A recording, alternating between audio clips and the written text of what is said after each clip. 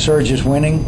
Not just do I say that, but objective observers say the same thing. It's interesting now to me that the opponents of the war have said, well, even if the surge is winning, the political process won't work, so we still got to get out. Well, same people were saying just a short time ago that the military surge was not working. It is working.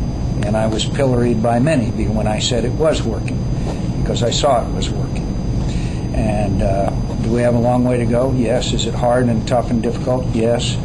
But am I convinced that if we gave this new strategy some more months, that we could see significant success? Yes, absolutely.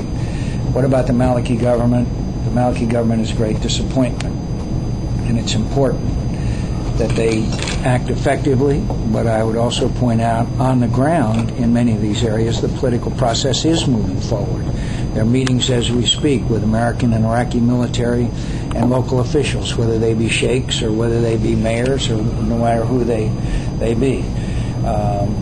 And this, I think, false assumption that people are Iraqi second and Kurd, Shia, and Sunni first, I think was contradicted by the scene we saw a week or two ago after Iraq won the soccer match, and thousands of Iraqis poured into the streets waving Iraqi flags, not Sunni flags, not Shia flags, not Kurd flags, but Iraqi flags. So if I could summarize by saying we're going to take up, I think, what may be a historic debate in the Senate around the middle of September. Petraeus, I think, is probably going to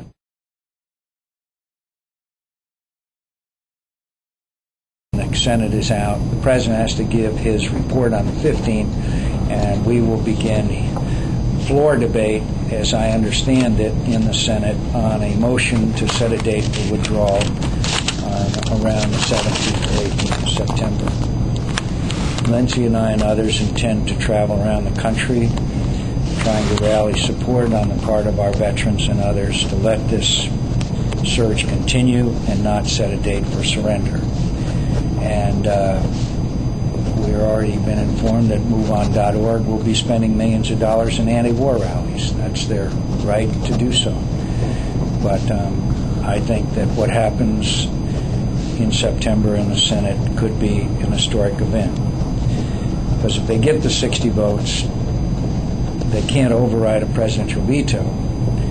But with 60 votes, they can slap that resolution on every piece of legislation that goes through the Senate. And, of course, the House, they will have sufficient votes there. So I understand their frustration. I understand the anger. I understand the sorrow. The other night in a town hall meeting, a mother asked me to wear this bracelet with her son's name on it, who was killed last December in Iraq. And I told her I'd be honored to do so. Was it terribly mishandled by Rumsfeld? Yes. Did I bitterly complain about it and speak about it and argue against it? Yes, for 4 years. No other Republican running for president did. And I advocated and supported this new strategy because everything that I know and every person I know believed that this was the way to achieve success. I'm sorry for the long opening comment. Thanks for having me today, and I'm glad to see you. Let's follow up on Iraq for a moment.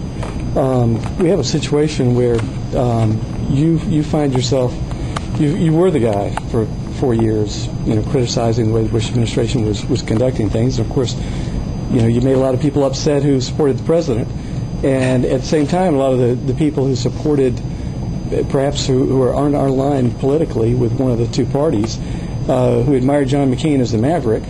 Now they say, well, he's just doing the president's bidding. He supports the surge. It's just boiled down to that. How does a guy get elected? How does a guy get elected with this kind of position?